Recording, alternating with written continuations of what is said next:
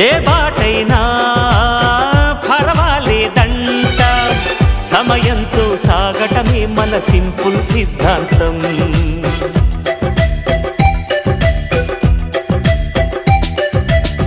చిరుగాలికి పరిమళమిచ్చే సిరిమల్లెల వనమై ఉందాం, గగనాన్ని నేలను కలిపే హరివిల్లుల వంతెన అవుదాం. ఆనందం అంటే అర్థం మనమందా, ప్రతి పూట పాటై సాగే హుషారు సరిగమలో. ఎన్నో ఎన్నో రాగాలుండే సంగీతం కాదా, చల్లకి నవ్వుల కేరింత.